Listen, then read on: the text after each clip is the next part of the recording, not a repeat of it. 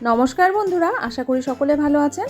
আজকে আমি এমন একটা রেসিপি আপনাদের সাথে শেয়ার করে নেব যেটা স্কুল কলেজে টিফিনে তো দেওয়া যাবেই, এমনকি রাতের ডিনারেও কিন্তু খুব সহজে তৈরি করে নেওয়া যাবে এবং ভীষণ সফট হয়, খুব তাড়াতাড়ি বানানো যায় আর ভীষণই হেলদি। আর এর মধ্যে আরও একটা প্লাস পয়েন্ট হচ্ছে এটা কিন্তু জিরো অয়েল রেসিপি, প্রায় বিনা তেলেই হয়ে যায়। আমি একটা বড় বাটির মধ্যে একটা নির্দিষ্ট বাটি মেপে এক বাটি ওটস নিলাম, ওই একই বাটির এক বাটি নিয়ে নিলাম সুজি, আর ওই একই বাটির অর্ধেক বাটি পরিমাণ নিয়ে নিলাম বেসন। আমি ছোলার ডালের বেসন এখানে ব্যবহার করেছি। এর মধ্যে সামান্য পরিমাণ লবণ আর খুব সামান্য চিনি দিয়ে দিলাম। এবার এই সমস্ত শুকনো উপকরণকে প্রথমে আমি একটু মিশিয়ে নেব। তারপরে এর মধ্যে আমি দিয়ে দেব ঘরে পাতা টক দই। টক দইটা একটু ফেটিয়ে নিয়ে তারপরে দিয়ে দিলাম। টক দই দিয়ে দেওয়ার পরে সব কিছুকে ভালো মতো করে মিশিয়ে নেব। এতে যেহেতু সুজি রয়েছে আর ওটস রয়েছে, এগুলো 10 মিনিটের মধ্যেই কিন্তু ভালো মতো সমস্ত জলটা টেনে বেশ অনেকটা ফুলে নরম হয়ে উঠবে। সেই জন্য ভালো মতো করে টক দইটা মিশিয়ে আমি 10 মিনিট মতো ঢাকা দিয়ে রাখবো। ততক্ষণ আদার্স প্রিপারেশনগুলো আমি করে নিই। আমি এখানে গাজর, ক্যাপসিকাম, টমেটো আর একটা পেঁয়াজ নিয়েছি। গাজরটা বেশ বড়, তো পুরো গাজরটা আমি এখানে ব্যবহার করব না। আমি অর্ধেকটা পরিমাণ গাজর নিয়ে নিলাম। খোসা ছাড়িয়ে গাজরগুলোকে আমি কুচি কুচি করে কেটে নেব। ছুরি, বটি বা হ্যান্ড পুলার বা যে কোনো ধরনের চপার দিয়ে খুব সহজে কিন্তু গাজরকে তাড়াতাড়ি করে কেটে নেওয়া যাবে। তো গাজর, ক্যাপসিকাম আর পেঁয়াজ, টমেটো সব কিছুকে আমি ঝিরিঝিরি করে কেটে একটা থালার মধ্যে তুলে রেখে দিচ্ছি।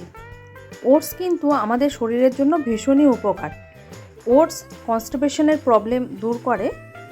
এর মধ্যে যেহেতু প্রচুর ফাইবার রয়েছে, তাই শরীরের মধ্যে কোলেস্ট্রলের মাত্রাকে নিয়ন্ত্রণ করে, খারাপ কোলেস্ট্রলকে কমিয়ে দেয়, ভালো কোলেস্ট্রলকে বাড়িয়ে দেয়।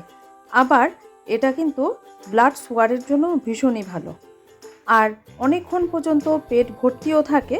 সেই কারণের জন্য আমরা কিন্তু সুজি এবং ওটস দুটোকেই কিন্তু খাদ্য তালিকায় রাখতেই পারি। সপ্তাহে অন্তত 2 থেকে 3 দিন ওটস খাওয়া খুব ভালো।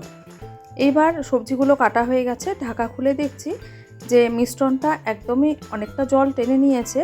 তো এর মধ্যে আরও খানিকটা পরিমাণ অনুযায়ী জল মিশিয়ে নেব। দেওয়ার পরে একটা থিক ব্যাটার তৈরি করব।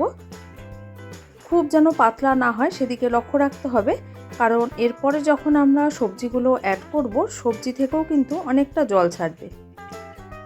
ওটসগুলো জলে ভিজে ফুলে উঠেছে, সুজিগুলোও তাই। তো এটাকে স্মুথ বানানোর জন্য আমি মিক্সার গ্রাইন্ডারের মধ্যে একটু গ্রাইন্ড করে নিলাম। তারপরে একটা বড় বাটির মধ্যে ঢেলে নিলাম। একদম স্মুথ ব্যাটার কিন্তু আমাদের এই ক্ষেত্রে প্রয়োজন। তো মিক্সিতে কাজটা বেশ ভালো হবে জন্য আমি মিক্সার গ্রাইন্ডারে একটু ঘুরিয়ে নিয়েছিলাম। আর অল্প পরিমাণ আদাকে এরকম একটা গ্রেটার দিয়ে গ্রেট করে নিয়েছি।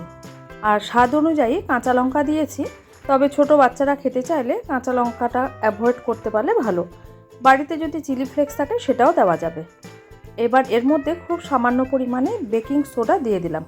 বেকিং সোডা দেওয়ার পরে আমি দিয়ে দিচ্ছি কারি পাতা। আমার ছাদে বাড়িতে কারি পাতার গাছ রয়েছে। তো কারি পাতার গাছ খুব একটা যত্ন করতে হয় না, টবে জানলার পাশে লাগিয়ে রেখে দিলেও বেশ অনেক ঘন হয়ে যায়, প্রচুর পাতা হয়। তো টব থেকে আমি তুলে এনেছিলাম। তো কারি পাতাগুলোকে কাঁচি দিয়ে একটু কেটে কেটে নিয়ে দিয়ে দিচ্ছি, বা হাত দিয়ে ছিঁড়ে বা একটু কুচিয়ে নিয়ে দিলেই হবে। কারি পাতার ফ্লেভারটা এর মধ্যে বেশ ভালো লাগবে। এবার এর মধ্যে অল্প একটু ধনেপাতা কুচিও ছড়িয়ে দিলাম। কারি পাতা ধনেপাতার কম্বিনেশন কিন্তু বেশ ভালো লাগে। সব কিছুকে খুব ভালো করে মিশিয়ে নিচ্ছি। ব্যাটারটা কিন্তু একটু ঠিক করতে হবে। যতটা দেখে পাতলা মনে হচ্ছে তার থেকে একটু ঘন রাখতে পারলে ভালো, কারণ এর মধ্যে আমি যখনই সবজিগুলো অ্যাড করে দেব, সবজিগুলো থেকেও কিন্তু জল রিলিজ করবে। যেহেতু এর মধ্যে লবণ দেওয়া রয়েছে, যেই লবণের সংস্পর্শে আসবে টমেটো, ক্যাপসিকাম, পেঁয়াজ প্রত্যেকটাই সবজি প্রচুর পরিমাণে কিন্তু জল রিলিজ করে অনেকটাই সফট হয়ে যাবে অটোমেটিক। তো সমস্ত সবজিগুলোকে আমি এর মধ্যে অ্যাড করে নিচ্ছি। ভালো করে আমি একটু মিশিয়ে নিচ্ছি। মিশিয়ে দিয়ে খুব বেশিক্ষণ কিন্তু রাখার দরকার নেই। আমাদের ব্যাটার কিন্তু একদমই রেডি হয়ে গেছে তৈরি করা। এইবার আমরা রান্নার প্রসেসটা শুরু করব। তার জন্য আমি একটা ননস্টিকের প্যানকে গরম করে নিয়েছি।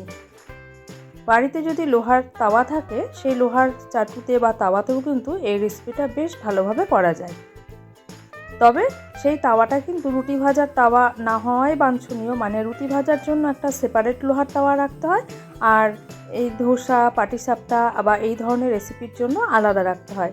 কারণ রুটি ভাজার তাওয়াতে দেখা যায় যে অনেক সময় এই ধরনের ব্যাটারগুলো নিচে আটকে যায়, ভালো করে তোলা যায় না। তো প্যানটাকে প্রথমে আমি খুব ভালো করে গরম করে নিয়ে তারপরে একটু জল ছিটিয়ে ঠান্ডা করে নিয়েছি, আর খুব সামান্য সাদা তেল কিন্তু আমি একটু বুলিয়ে দিয়েছিলাম। এইবার গ্যাসের ফ্লেমটা কমিয়ে দিয়ে এই ব্যাটারটাকে আমি একটা হাতার সাহায্যে ছড়িয়ে দিলাম। নিজের পছন্দ অনুযায়ী সাইজে করতে পারবে, ছোট বড় গোল চৌকো নানা রকম কিন্তু করা যাবে। একটা ঢাকা চাপা দিয়ে মিডিয়াম ফ্লেমে এটাকে রেডি করব। যখন দেখব ওপর দিকটা শুকনো হয়ে গেছে তখন ওপর থেকে খুব সামান্য তেল আমি একটু বুলিয়ে দেব। যদিও তেলটা একদমই অপশনাল, তেল দেওয়ার কোনো প্রয়োজন নেই বললেই চলে। যারা জিরো অয়েল রান্না পছন্দ করেন বা খেতে বাধ্য হন শরীর স্বাস্থ্যের জন্য, তারা কিন্তু তেল ছাড়াই এই রেসিপিটা তৈরি করবেন। তবে গ্যাসের ফ্লেমটা একদম লোতে রেখেই এটা করতে পারলে বেশ ভালো, কারণ যে সমস্ত সবজিগুলো রয়েছে সেই সমস্ত সবজিগুলো ভেতর থেকে ভালো মতো করে সফট হয়ে যাবে। আর যদি গ্যাসের ফ্লেম বাড়িয়ে করা যায় দেখে মনে হবে রান্নাটা তাড়াতাড়ি হয়ে যাচ্ছে, মানে বাইরেটা পুড়ে পুড়ে যাবে আর ভেতর থেকে সবজিগুলো একটু কাঁচা থেকে যাবে। এইভাবে করে তাই ঢাকা চাপা দিয়ে গ্যাসের ফ্লেম লো করে এই রেসিপিটা তৈরি করতে হবে। এর আগের বার একসাথে দুটো করেছিলাম, এবার একটা মাত্র করছি একবারে। ভালো মতো করে উল্টে আবারও একটু ঢাকা দিয়ে রাখবো যাতে সবজিগুলো ভেতর থেকে ভালো মতো করে রান্না হয়ে যায়। দেখুন, দেখেই মনে হচ্ছে বেশ সুন্দরভাবে কিন্তু রান্না হয়েছে, আর এটা কিন্তু খেতে ভীষণ টেস্টি। কাউকে আমি এটা খাইয়ে বলতে শুনিনি যে খেতে ভালো হয়নি। সবাই কিন্তু বারবার করে আবদার করতেই থাকে এটা খাবার জন্য। এইবার আমি এখানে ছোট ছোট 4টে করে দিয়ে দিলাম একবারে। আর যতবারই কিন্তু আমি ব্যাটারগুলো দেব একবার হাতা দিয়ে কিন্তু পুরোটা নেড়ে নেব, না হলে কিছু কিছু সবজি ব্যাটারের একদম নিচের দিকে চলে যাবে, কিছুটা আবার ওপরের দিকে থাকবে। সেই জন্য হাতা দিয়ে ভালো করে ঘুরিয়ে ঘুরিয়ে একটু মিশিয়ে নেব ব্যাটারটা, তারপরে হাতা দিয়ে ফ্রাইং প্যানে দিয়ে গ্যাসের ফ্লেমটা লোতে রেখে ঢাকা চাপা দিয়ে এই রেসিপিটা তৈরি করে নেব। উল্টে পাল্টে ভালো করে আমি দুপিঠটাই সেঁকে নেব যতক্ষণ পর্যন্ত না দেখব ওপর দিকের অংশটা শুকনো হয়ে আসছে, ততক্ষণ কিন্তু উল্টাবো না। আর এই রেসিপিতে বেসনটা অবশ্যই ব্যবহার করবেন, কারণ বেসনটা খুব ভালো বাইন্ডিংয়ের কাজ করে। শুধুমাত্র ওটস বা সুজি দিয়ে কিন্তু এই রেসিপিটা করা হয়তো সম্ভব হবে না, ভেঙে যেতে পারে। বেসনটা এক্ষেত্রে সেই দিকে হেল্প করবে। বাড়িতে একবার এই রেসিপিটা এইভাবে বানিয়ে দেখবেন, রাতের ডিনারেও এটা কিন্তু অনায়াসে খাওয়া যেতেই পারে। প্রচণ্ড হেলদি, প্রচুর সবজি রয়েছে, বাচ্চাদের খাওয়ানোরও কোনো সমস্যা নেই। আমি একটু সস দিয়ে এটা পরিবেশন করে থাকি। তো বাড়িতে আজকে একটু ঘুগনি ছিল, তাই একটু ঘুগনি আর সস দিয়েছি। যে কোনো ধরনের সস দিয়ে এটা খেতে ভীষণই ভালো লাগবে, আর সবাই খেয়ে কিন্তু আবারও খেতে চাইবে। আপনারা সকলে সুস্থ থাকবেন, ভালো থাকবেন। ভিডিওটি যদি ভালো লেগে থাকে তাহলে লাইক, কমেন্ট আর শেয়ার করতে ভুলবেন না, আর আমার চ্যানেলটাকে অবশ্যই সাবস্ক্রাইব করবেন। ধন্যবাদ।